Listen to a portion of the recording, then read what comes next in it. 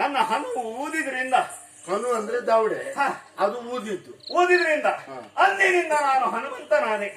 ಆದ್ರೆ ಗತಪ್ರಾಣನಾಗಿ ಬಿದ್ದಿರಬೇಕು ವಜ್ರಾಯುಧದ ಅವನ ಪೆಟ್ಟು ಬಿದ್ದವನು ನಾನು ಪ್ರಜ್ಞಾಹೀನ ಸ್ಥಿತಿಯಲ್ಲಿ ಹೋಗಿಬಿಟ್ಟೆ. ಇದನ್ನು ತಿಳಿದಂತ ವಾಯುದೇವರು ಕೋಪಗೊಂಡು ಸಮ್ಮನಗೊಂಡ್ರು. ಆವಾಗ ಚಲಚರಗಳೆಲ್ಲ ಉಸಿರಾಡುವುದಕ್ಕೆ ಕಷ್ಟವಾಯಿತು. ಮಗ ಸತ್ತು ಬಿದ್ರೆ ಅಪ್ಪನಿಗೆ ಸಂತೋಷ ಆಗ್ತದೆ, ಇಲ್ಲ ಸಿಟ್ಟೆ ಬರುವುದಲ್ವಾ? ವಾಯು ಇಲ್ಲದೆ ಬದುಕಲಿಕ್ಕಿಲ್ಲ. ವಾಯು ಜಲ ಎರಡು ಜೀವನಕ್ಕೆ ಆಧಾರ, ಹೌದಲ್ವಾ? ನೀರಿಗೆ ಜೀವನ ಅಂತಲೇ ಒಂದು ಶಬ್ದ ಉಂಟು. ವಾಯು ಸ್ತಂಭನವಾದಾಗ ಪ್ರಪಂಚವೇ ಅಲ್ಲೋಲ ಕಲ್ಲೋಲವಾಗಿ ಹೋಯಿತು. ಆದ್ರೆ ಜಗಕ್ಕೆ ಹಿತವನು ಶಕ್ರ ದೇವೇಂದ್ರ ಸಹಿಸ್ಲಿಕ್ಕಿಲ್ಲ. ಹಾಗೆಲ್ಲಾದ್ರೆ ಆವಾಗ ಬ್ರಹ್ಮನನ್ನು ಒಡಗೂಡಿ ದೇವೇಂದ್ರ ನೇರವಾಗಿ ನನ್ನಲ್ಲಿಗೆ ಬಂದ. ವಾಯುದೇವರನ್ನು ಸಮಾಧಾನಿಸಿ ನನಗೆ ಮತ್ತೆ ಪುನಶ್ಚೇತನವನ್ನು ಕೊಟ್ಟು ಜೀವಕಳೆಯನ್ನು ತುಂಬಿದ. ಆವಾಗ ಬ್ರಹ್ಮದೇವರು ನನಗೆ ಅನಿಸಿದ್ದು, ಇನ್ನು ಮುಂದೆ ನೀನು ಚಿರಂಜೀವಿಯಾಗಿ ಹೋಗು. ಬ್ರಹ್ಮನ ಅನುಗ್ರಹವನ್ನು ಪಡೆದವನು ನಾನು. ಮಗು, ಕೆಲವು ಸಲ ನಾವು ಕಳ್ಕೊಳ್ತೇವೆ, ಪುನಃ ಸಿಕ್ಕುವಾಗ ಖರ್ಚು ಮಾಡ್ಲಿಕ್ಕೆ ಸಾಧ್ಯ ಇಲ್ಲದಿದ್ದಷ್ಟು ಸಿಗ್ತದೆ. ಈಗ ನನಗಾಗೋದು ಅಷ್ಟೇ ಅಲ್ವಾ? ಅಷ್ಟೇ ಇಲ್ಲ, ದೇವೇಂದ್ರನಿಂದ ವಜ್ರಾಯುಧದಿಂದ ಬಿಟ್ಟು ತಿಂದವನು ನಾನು. ಅಂದಿನಿಂದ ದೇವೇಂದ್ರನು ಅನುಗ್ರಹಿಸಿದ ನನಗೆ. ಹೇಗೆ? ವಜ್ರದೇಹಿಯಾಗು. ನನ್ನ ಮೈಯೆಲ್ಲ ವಜ್ರವಾಗಿದ್ದು ಅವನ ಅನುಗ್ರಹದಿಂದ. ಇವನಿಗೆ ಪೆಟ್ಟು ಹೊಡೆದ್ರೆ ತಾಗುವುದಿಲ್ಲ, ಕತ್ತಿಲಿ ಕಡಿದ್ರು ಗಾಯ ಆಗುದಿಲ್ಲ, ಇನ್ನೇನಾಗುವುದಿಲ್ಲ. ಹಾಗಂತ ಸ್ವಲ್ಪ ಕಾಲ ಕಳೆದ ಮೇಲೆ ವಿದ್ಯಾಭ್ಯಾಸವನ್ನು ಮಾಡಬೇಕೆನ್ನುವ ಉದ್ದೇಶದಿಂದ ಸೂರ್ಯನಲ್ಲಿಗೆ ಹೋದೆ. ವ್ಯಾಕರಣವನ್ನು ಕಲಿತೆ. ಕೇಳಿದ್ದೇನೆ. ಅದೆಷ್ಟೋ ಕಾಲ ಅವನಲ್ಲಿ ವ್ಯಾಕರಣವನ್ನು ಕಲಿತು ಹಿಂತಿರುಗಿ ನಮ್ಮಲ್ಲಿಗೆ ಬಂದೆ. ಬಂದಾಗ ನನಗಾದ ಅನುಭವವೇ ಬೇರೆ. ಏನು? ಇಲ್ಲಿ ಯಜ್ಞ ಯಾಗಾದಿಗಳನ್ನು ಮಾಡ್ತಾ ಇದ್ರು. ಯಾಕೆಂದ್ರೆ ದೇವತೆಗಳ ಪ್ರೀತ್ಯರ್ಥವಾಗಿ. ಇಲ್ಲಿ ಇರುವುದೇ ಋಷಿಗಳಲ್ಲವಾ? ಅಲ್ವೇ? ಅವ್ರು ಹೇಳುವ ಮಂತ್ರವನ್ನ ಕೇಳಿ ನನಗೆ ಕರ್ಕಶವಾಗಲಿಕ್ಕೆ ಶುರುವಾಯಿತು.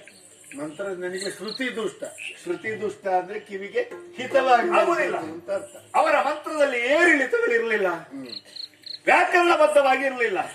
ಹೋಗಿ ಅವರಿಗೆ ಹೇಳ್ಕೊಡ್ಲಿಕ್ಕೆ ಶುರು ಮಾಡಿದೆ.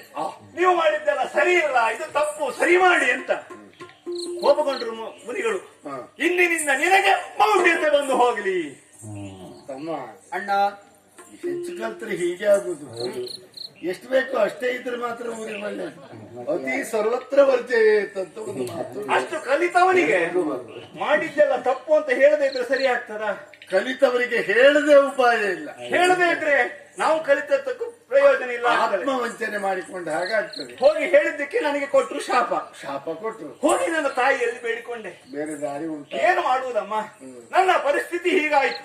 ಸತ್ಯವನ್ನು ಹೇಳಿದ್ದಕ್ಕೆ ನನಗೆ ಶಾಪ ಸಿಕ್ತು. ಏನು ಮಾಡಲಿ ಅಂತ ಕೇಳ್ಕೊಂಡಾಗ ರಾಮ ಹೇಳಿದ್ದು ಎರಡು ಶಬ್ದ. ಅಮ್ಮ ಹೇಳಿದ್ದು ಬೇರೆ ಏನೋ ಅಲ್ಲ, ಮಗನೇ, ಇನ್ನು ನೀನು ಈ ರೀತಿ ಇರಬೇಡ. ನಿನಗೆ ಮೌಢ್ಯ ಆವರಿಸಿದೇನೋ ಹೌದು, ಆದರೆ ರಾಮ ಎನ್ನುವಂತ ಶಬ್ದವನ್ನು ನೀನು ಜಪಿಸು. ಆ ಎರಡು ಅಕ್ಷರ ಹೇಳ್ತಾ ಇದ್ರು ಸಾಕು. ಹೇಳ್ತಾ ಇರು ಎನ್ನುವುದಾಗಿ ಅಮ್ಮ ಹೇಳಿದ್ದು. ಯಾಕೋ? ಆವಾಗ ಕೇಳಿದೆ, ಇದನ್ನು ಹೇಳಿದ್ರೆ ನನಗೇನು ಪ್ರಯೋಜನ ಅಲ್ವಾ? ರಾಮ ಎನ್ನುವ ನಾಮವು ಮುಂದೊಂದು ಕಾಲದಲ್ಲಿ ನಿನ್ನ ಎದುರಿನಲ್ಲಿ ಪ್ರಕಟವಾಯಿತು ಅಂತಾದ್ರೆ, ಆಕಾರಗೊಂಡು ಪ್ರಕಟವಾದ, ಆದರೆ ನಿನ್ನಲ್ಲಿರುವಂತ ಮೌಢ್ಯ ಎಲ್ಲ ಮಾಯವಾಗಿ ಹೋಗ್ತದೆ. ರಾಮ, ನಿನ್ನನ್ನು ನೋಡಿದ ಕ್ಷಣ ನನ್ನಲ್ಲಿರುವಂತ ಮೌಢ್ಯವೆಲ್ಲ ಮಾಯವಾಗಿ ಸುಜ್ಞಾನ ಎನ್ನುವುದು ನನ್ನಲ್ಲಿ ಮೂಡ್ತಾ ಉಂಟು. ಅಂದರೆ ನಿನ್ನ ಅಮ್ಮ ಹೇಳಿದ ಆ ರಾಮ ಈಗ ನನ್ನ ಎದುರುಗಡೆಯಲ್ಲಿ ಪ್ರಕಟವಾಗಿದ್ದಾನೆ. ಅವನೇ ನಾನು ಅಂತ ಭಾವಿಸಿದ್ದೆ. ದೇವಾ, ಇಲ್ಲಿಗೆ ಬರುವ ಉದ್ದೇಶ ಬೇರೆ ಏನೂ ಅಲ್ಲ. ನನ್ನ ಮಾವನಾದಂತ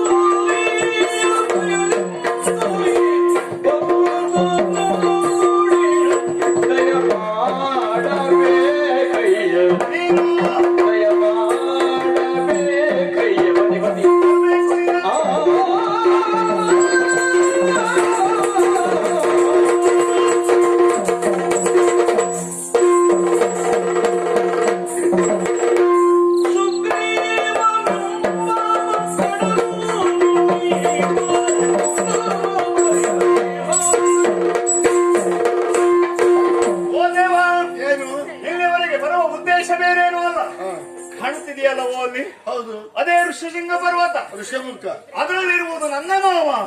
ಮಾವ? ಚಿಕ್ಕ ಮಾವ ಅಲ್ಲಿದ್ದಾನೆ. ಸಣ್ಣವ ಅಂದ್ರೆ ಸುಗ್ರೀವ, ಅವನ ಅಣ್ಣ ವಾಲಿ. ಅವರೇರುವರ ನಡುವೆ ಕೇವಲ ಹೆಂಡತಿ ಒಬ್ಬಳೆ.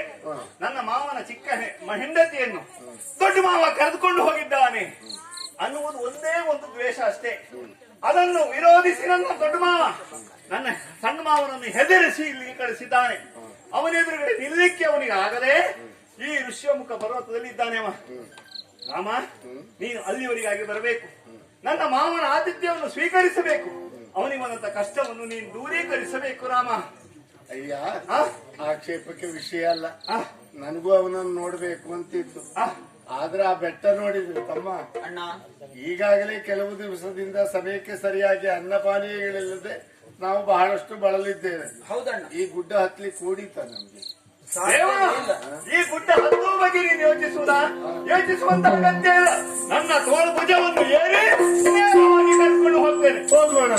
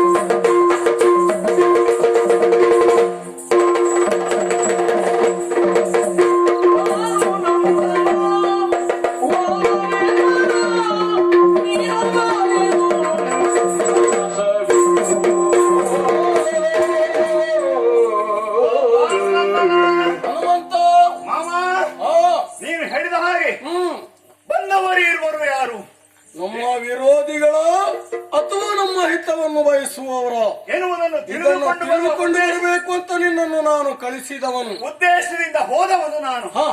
ಆದ್ರೆ ನೀನು ತಿಳಿದದ್ದು ಸ್ವಲ್ಪ ವ್ಯತ್ಯಾಸವಾಯ್ತು. ನಾನೇ ತಿಳಿದದ್ದು ವ್ಯತ್ಯಾಸವಾಯಿತು. ನಮ್ಮ ವಿರೋಧಿಗಳು ಅಲ್ಲ ಅವರು, ಅಲ್ವಾ? ನಮ್ಮ ವಿರೋಧಿಗಳೇ ಅಲ್ಲ. ಹಾಗಂತ ಅವರಿಗೂ ನಿನಗೂ ಸಂಬಂಧ ಉಂಟು. ಸಂಬಂಧವ? ಹೌದು. ಯಾಕೆ ಹೇಳಿದ್ರೆ ಭಾನು ನಂದನ ನೀನು, ಸೂರ್ಯನ ಮಗ ನೀನು, ಸೂರ್ಯ ಸುತ ನಾನು. ಆದ್ರೆ ಅವರು ಸೂರ್ಯ ವಂಶದವರು. ಅವರು ಇಲ್ಲಿಯವರಲ್ಲ, ಮತ್ತೆ ಬಂದದ್ದೇರಿಂದ ಅಯೋಧ್ಯ ನಗರದಿಂದ ಬಂದವರು. ಅವನು ಬೇರೆ ಯಾರು ಅಲ್ಲ, ರಾಮಚಂದ್ರ. ರಘುವಂಶ ತಿಲಕವ, ಭೂಮಿ ಪಾಲಕರಿಗೆ ಆಶ್ರಯವನ್ನು ಕೊಡುವಂತ ರಾಮಚಂದ್ರ ಅವ. ಅವ ಇಲ್ಲಿಯೇ ಬರುವ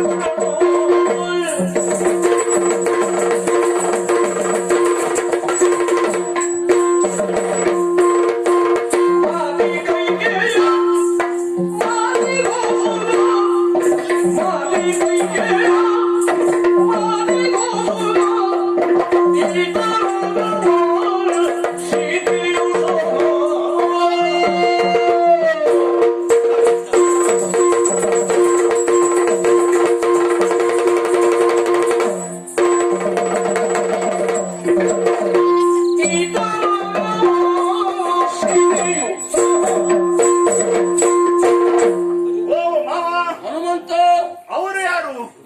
ಬೇರೆ ಯಾರು ಅಲ್ಲ, ಯಾರು? ಸಾಕೇತರ ಅಧಿಕಾರಿಯಾದಂತಹ ದಶರಥನ ಮಕ್ಕಳು ಅವರು. ಹ್ಮ್ ಇವ ದೊಡ್ಡವ ರಾಮ, ಹ್ಮ್ ಅವನೊತ್ತಿಗಿರುವವನು ಯಾರು? ಹ್ಮ್ ಚಿಕ್ಕವ ಲಕ್ಷ್ಮಣ. ಹ್ಮ್ ಅವರೇ ಇರುವರು ಹ್ಮ್ ತನ್ನ ತಾಯಿಯಾದಂತ ಕೈಕೆಯ ಹ್ಮ್ ಮಾತಿಗೋಸ್ಕರ ಹಾ ಅರಮನೆಯನ್ನು ಬಿಟ್ಟು ಹ್ಮ್ ಈ ವನವನ್ನು ಪ್ರವೇಶಿಸಿದವರು ಇವರು. ಓಹೋ ವನವಾಸದಲ್ಲಿ ಇರುವವರು ಇವರು. ಹ್ಮ್ ಅಷ್ಟೇ ಅಲ್ಲ, ಹ್ಮ್ ಇವರು ಅಲ್ಲಿಂದ ಹೊರಟು ಹ್ಮ್ ಪಂಚವಟಿಯಲ್ಲಿ ಇರುವಂತಹ ಸಂದರ್ಭದಲ್ಲಿ ಹಾ ಅಲ್ಲೊಂದು ಘಟನೆ ನಡೆದು ಹೋಯಿತು. ಹ್ಮ್ ಬೇರೇನೂ ಅಲ್ಲ, ಹ್ಮ್ ಇವರಿರುವನ್ನು ಬೇರ್ಪಡಿಸಿ ಹ್ಮ್ ಅಲ್ಲಿಂದ ಸೀತೆಯನ್ನು ಕದ್ದೊಯ್ದಿದ್ದಾರೆ ಹ್ಮ್ ಎನ್ನುವ ವಿಚಾರವನ್ನು ಹ್ಮ್ ನಾವು ತಿಳಿದಿದ್ದೇವಷ್ಟೇ. ಹ್ಮ್ ಆ ಸೀತಾನ್ವೇಷಣೆಯಾಗಿ ಹ್ಮ್ ಅಲ್ಲಿಂದ ಹೊರಟು ಇಲ್ಲಿಗೆ ಬಂದಿದ್ದಾರೆ. ಹ್ಮ್ ಅವರು ಬಂದು ಕರ್ಕೊಂಡು ಬಂದಿದ್ದೇನೆ ಯಾಕೆ? ಹ್ಮ್ ಅದರಿಂದ ನೀನೇನಾದ್ರೂ ರಾಮ ಸೇವೆ ಮಾಡಬಹುದಾ ಏನೆನ್ನುವುದಾಗಿ. ಹ್ಮ್ ಇವ ರಾಮ, ಅಮ ಲಕ್ಷ್ಮಣ. ಹನುಮಂತ ಮಾವ, ನಿನ್ನ ಮಾತನ್ನು ಕೇಳಿ ಆ, ಸಂತೋಷಗೊಂಡಿದ್ದೇನೆ. ಆ, ಹನುಮಂತ ಆ, ನಾನು ಮೊದಲು ಗ್ರಹಿಸಿದ್ದು ಆ, ನನ್ನ ವಿರೋಧಿಗಳೆಂದರೆ ನಮ್ಮ ಅಣ್ಣನ ಕಡೆಯಿಂದ ಯಾರೋ ಬಂದಿರಬಹುದು. ಆ, ಇವರು ಹಾಗಲ್ಲ, ಅಲ್ವೇ ಅಲ್ಲ. ಸತಿಯ ಅನ್ವೇಷಣೆಗೆ ಬಂದಿದ್ದಾರೆ. ಶ್ರೀರಾಮಚಂದ್ರ ಆ, ಎನ್ನುವ ಹಾಗೆ ನೀನು ಹೇಳಿದ್ಯಲ್ಲ, ಆ, ಅಲ್ಲಿಂದ ಈ ಎತ್ತರವಾದಂತ ಗಿರಿಗೆ ನೀನು ಕರ್ಕೊಂಡು ಬಂದಿದ್ದೀಯ ಅಂತ ಆದ್ರೆ ನನಗೂ ಸಮಾಧಾನವಾಯಿತು. ಆ, ನೀನು ಇಷ್ಟು ಶ್ರಮ ಪಟ್ಟಿದ್ದಕ್ಕೆ ಆ, ಸಾರ್ಥಕವಾಯಿತು. ಆ. ನಿನ್ನನ್ನು ಬೇಕಾದಾಗ ಕರಿತೇನೆ.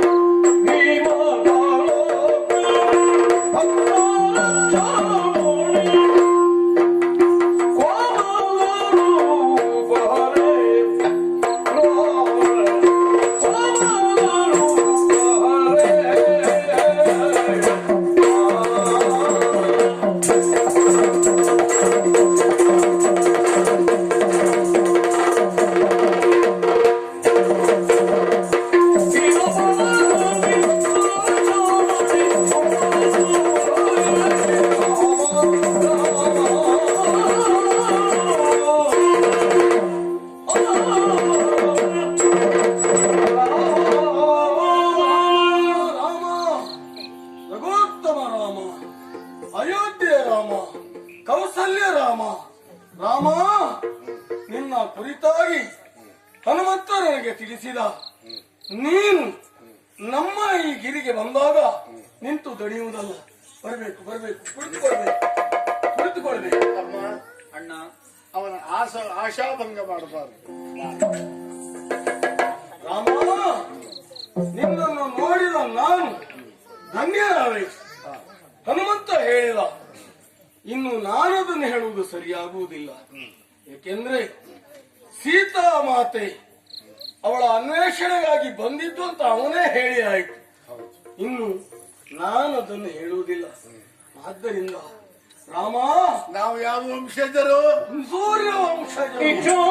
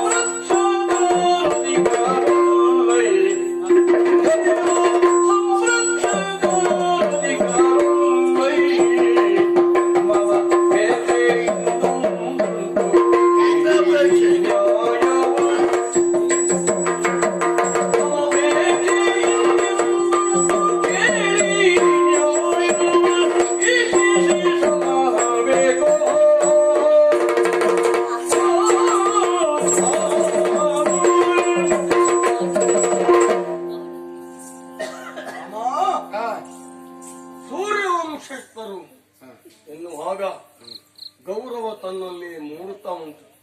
ಯಾಕೆ ಹೇಳಿದ್ರೆ ಸೂರ್ಯಪುತ್ರ ನಾನು ಎನ್ನುವಂತ ವಿಷಯವನ್ನು ಪುರುಷೋತ್ತಮನಾಗಿರುವಂತ ನಿನಗೆ ನಾನು ಹೇಳಬೇಕಾದಿಲ್ಲ, ಹನುಮಂತ ಹೇಳಿದ್ದಾನೆ ಅಲ್ವಾ? ಹಾಗಾಗಿ ನಿಮ್ಮನ್ನು ಕರೆತಂದು ಉಪಚಾರ ಮಾಡಿದ್ದೇನೆ. ಆದರೆ ನನ್ನದೊಂದು ಅಪೇಕ್ಷೆ ನಿಮ್ಮಲ್ಲಿ ಇದೆ. ಅಪೇಕ್ಷೆ? ಹೌದು. ನಿವೇದನೆ? ಹೌದು. ಕೇಳೋಣ. ರಾಮ, ಈ ಋಷ್ಯಶೃಂಗ ಪರ್ವತದಲ್ಲಿ ನಾನು ಬಂದು ಹೀಗೆ ನೆಲೆಸಿದ್ದೇನೆ ಯಾಕೆ? ಅದಕ್ಕೆ ಕಾರಣ ನೀನು ತಿಳಿಯದೇ ಇದ್ದವನಲ್ಲ. ನನ್ನ ಅಣ್ಣನಾಗಿರುವಂತಹ ವಾಲಿ ಹಿಂದೆ ಮಯಾಸುರ ಎನ್ನುವನು ಅಪ್ಸರೆ ಒಬ್ಬಳನ್ನು ಅಟ್ಟಿಕೊಂಡು ಹೋಗುತ್ತಿರುವಾಗ ಅವಳನ್ನು ಅಡ್ಡಯಿಸಿದ. ಆ ನಂತರದಲ್ಲಿ ಅವನನ್ನ ಕೊಂದು ದುಂದುಬಿ ಎನ್ನುವಂತ ರಕ್ಕಸ ಬಂದಾಗ ಆ ರಕ್ಕಸ ನಮ್ಮಣ್ಣನಲ್ಲಿ ಕಾದಾಟ ಮಾಡುತ್ತಿರುವಂತಹ ಸಂದರ್ಭ ನಾನು ಗುಹೆಯ ಬಾಗಿಲಲ್ಲಿ ಕುಳಿತುಕೊಂಡವ. ಆಗ ಏನ್ ಮಾಡುವುದು ಹೇಳು? ಗುಹೆಯ ಒಳಗೆ ನನಗೆ ಕೇಳಿದ ಶಬ್ದ ಹಾಗೆ, ವಾಲಿ ವಾಲಿ. ಅವ ಸಾಯುವಾಗ ಹಾಗೆ ಕೂಗಿ ನಾನೇ ತಿಳ್ಕೊಂಡದ್ದೇನು? ವಾಲಿಯನ್ನ ಸುಗ್ರೀವನ್ನ ವಾಲಿ ವಾಲಿ ಅಂತ ಹೇಳಿ ನಾವು. ಹಾಗಾದ್ರೆ ಅವ ರಾಕ್ಷಸಗಳಿ. ಆಗ ನಾನ್ ತಿಳ್ಕೊಂಡದ್ದೇನು? ನಮ್ಮ ಅಣ್ಣನೇ ಸತ್ತಿದ್ದಾನೆ ಎನ್ನುವ ಕಾರಣದಿಂದ ನಾನು ದೊಡ್ಡದಾಗಿರುವಂತಹ ಬಂಡೆಯನ್ನು ಆ ಗುಹೆಯ ಬಾಗಿಲಿಗೆ ಇಟ್ಟು ಆಮೇಲೆ ಕಿಷ್ಕಿಂದೆಗೆ ಬಂದೆ. ನಾನು ಬರುವುದಕ್ಕೂ ಕಾರಣ ಉಂಟು. ಆ ರಕ್ಕಸ ಸತ್ತಾಗ ಅವನ ನೆತ್ತರು ಹರಿದು ಬಾಗಿಲಿಗೆ ಬಂತು, ಗುಹೆಯ ಬಾಗಿಲಿಗೆ. ಹಾಗಿದ್ರೆ ಅವ ಕೂಗಿದ್ದಕ್ಕೆ ನಾನು ತಿಳ್ಕೊಂಡೆ ನಮ್ಮಣ್ಣ ಸತ್ತ. ಹಾಗೆ ಎಣಿಸಿದ ನಾನು ಕಿಷ್ಕಿಂದೆಯಲ್ಲಿ ಬಂದೆ. ಕಿಷ್ಕಿಂದೆಯಲ್ಲಿ ಬಂದು ಅಧಿಕಾರದಲ್ಲಿ ಯಾರು ಇಲ್ವಲ್ಲ, ಇಲ್ಲಿರುವಂತ ವಾನರ ಸೇನೆ ಅನಾಥವಾಗಬಾರದು ಎನ್ನುವಂತಹ ಕಾರಣದಿಂದ ಕಿಷ್ಕಿಂದೆಯಲ್ಲಿ ನಾನು ಪೀಠವನ್ನು ಏರಿ ಕುಳಿತುಕೊಂಡೆ. ನಿಮ್ಮ ಕುಟುಂಬದಲ್ಲಿ ಯಾರು ಹಿರಿಯರು ಇರ್ಲಿಲ್ಲ? ಇದ್ರು ನಮ್ಮಲ್ಲಿ ಬಹಳ ಮಂದಿ ಇದ್ರು. ಜಾಂಬವರು? ಹೌದು, ಅವರೆಲ್ಲ ಇದ್ರು. ಅವರೆಲ್ಲ ಒಪ್ಪಿದ್ರ? ಅಂದ್ರೆ ಅವರು ಒಪ್ಪಿದ್ರಿಂದಲೇ ನಾನು ಅಲ್ಲಿ ಕುಳಿತುಕೊಂಡೆ. ಹಾಗಾದ್ರೆ ಸರಿ. ಜಾಂಬವ್ರು ಹೇಳಿದ್ರಿಂದಲೇ ನಾನು ಕುಳಿತುಕೊಂಡದ್ದು ಅಲ್ವಾ? ಆದರೆ ಮತ್ತೆ ಬಂದಿರುವಂತ ನಮ್ಮ ಅಣ್ಣ ವಾಲಿ ಬಂದವ ತಡ ಮಾಡ್ಲಿಲ್ಲ. ನನ್ನನ್ನು ಪೀಠದಿಂದ ಹೀಗೆ ಎಳೆದು ಕೆಳಗೆ ತಪ್ಪಲ್ಲ. ನನಗೂ ಅಷ್ಟೇ ಆಗಿದ್ರೆ ಬೇಸರ ಆಗ್ತಿರ್ಲಿಲ್ಲ, ಖಂಡಿತ ಆಗ್ತಿರ್ಲಿಲ್ಲ. ಆಮೇಲೆ ನನ್ನ ಹೆಂಡತಿಯಾಗಿರುವಂತ ಋಣೆಯನ್ನು ಅವನೇ ಹೋಗಿ ಎಳೆದುಕೊಂಡು ಬಂದು ಅವನ ಹತ್ತಿರ ಇರಿಸಿಕೊಂಡಿದ್ದಾನೆ. ನನ್ನ ಅಪೇಕ್ಷೆ ಏನು ಗೊತ್ತಾ? ನನ್ನ ಹೆಂಡತಿಯಾದಂತ ರುಮೆ ನನಗೆ ಬೇಕು. ರಾಮ, ಈಗ ನೀನು ಬಂದಿದ್ದರಿಂದ ನನ್ನ ರುಮೆಯನ್ನು ನನಗೆ ಕೊಡಿಸ್ತೀಯ ಅಂದರೆ ಈಗ ನನ್ನ ಪರಿಸ್ಥಿತಿ ಏನು ಅಂತ ಹನುಮಂತ ಹೇಳಿದ್ನಲ್ಲ. ಈಗ ಆ ಬಗ್ಗೆ ನಿನ್ನ ತೀರ್ಮಾನ ಏನು? ನನ್ನ ತೀರ್ಮಾನ, ನನ್ನ ಹೆಂಡತಿಯನ್ನು ನಾ ಕಳ್ಕೊಂಡಿದ್ದೇನೆ, ನೀನು ಕಳ್ಕೊಂಡಿದ್ದೀನಿ. ನನ್ನ ಹೆಂಡತಿಯನ್ನು ನಾನು ಕಳ್ಕೊಂಡಿದ್ದೇನೆ. ನನ್ನ ಹೆಂಡತಿಯನ್ನು ನೀನು ಕೊಡಿಸ್ತೀಯ ಅಂತಾದ್ರೆ ಅಲ್ಲಪ್ಪ, ನಾವು ಸಮಾನ ದುಃಖಿಗಳು ಅಂತಲ್ವಾ?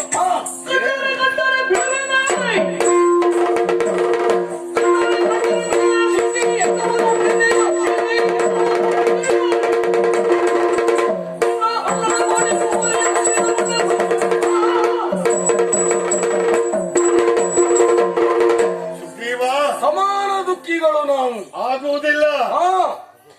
ನಾನು ಹೆಂಡತಿ ಕಳ್ಕೊಂಡವ, ನೀನು ಹೆಂಡತಿಯನ್ನು ಕಳ್ಕೊಂಡವ. ಹಾಗೆ ಹೇಳ್ಬಾರ್ದು. ಯಾಕೆ ಗೊತ್ತಾ? ಒಬ್ಬ ಈಜು ಬಾರದೆ ಇದ್ದವನು ನೀರಿಗೆ ಬಿದ್ದು ಚಡಪಡಿಸ್ತಾ ಇರ್ತಾನೆ. ಅವನನ್ನು ಎತ್ತಲಿಕ್ಕೆ ಬೇಕಾಗಿ ಮತ್ತೊಬ್ಬನು ನೀರಿಗೆ ಬೀಳ್ತಾನೆ. ಈಜು ಬಾರದೆ ಇದ್ದವ ಹೇಳಿದ್ರೆ ಅವನ ಜೊತೆಲೆ ಮುಳುಗಿ ಹೋಗ್ತಾನೆ. ಆದರೆ ಈ ನೋಡುವವರ ದೃಷ್ಟಿಯಲ್ಲಿ ಇಬ್ರು ನೀರಿನಲ್ಲಿ ಮುಳುಗಿ ಹೇಳ್ತಾ ಇದ್ದಾರೆ ಅಂತ. ಒಬ್ಬ ಅವನನ್ನು ರಕ್ಷಿಸುವುದಕ್ಕೆ ಹಿಡಿದಿರುವುದು, ಇನ್ನೊಬ್ಬ ಮೇಲೆ ಬರ್ಲಿಕ್ಕೆ ಆಗದೇ ಇದ್ದದ್ದು. ನಿನ್ನ ಹೆಂಡತಿಯನ್ನ ಅಣ್ಣ ಎಳ್ಕೊಂಡು ಹೋಗಿ ಇಟ್ಕೊಂಡಿದ್ದಾನೆ. ನನ್ನ ಹೆಂಡತಿಯನ್ನ ರಾವಣ ಕದ್ದುಕೊಂಡು ಹೋಗಿದ್ದಾನೆ.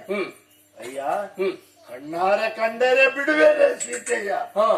ನಿನ್ನ ಎದುರಲ್ವ ನಿನ್ನ ಹೆಂಡತಿಯನ್ನು ಹೇಳ್ಕೊಂಡದ್ದು. ನನ್ನ ಹೆಂಡತಿಯನ್ನು ಹಾಗಲ್ಲ.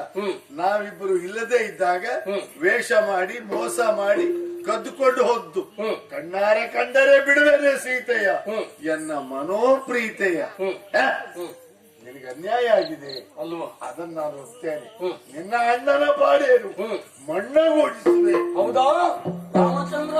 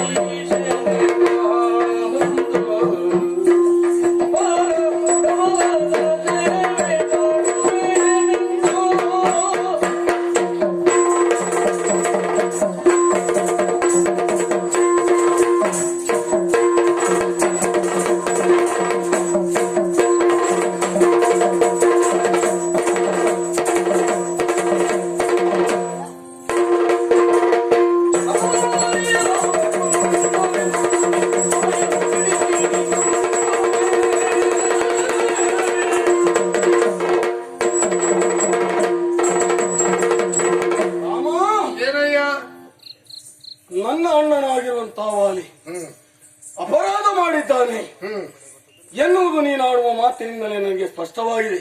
ನೀನು ಹೇಳುವಾಗಲೇ ನಾನು ತಿಳಿದೆ. ಹೌದು, ಅವನಿಂದ ತಪ್ಪಾಗಿದೆ. ತಪ್ಪಾಗಿದೆ. ತಪ್ಪಾದವರಿಗೆ ಶಿಕ್ಷೆ ಆಗಲೇಬೇಕು. ಆಗಲೇಬೇಕು.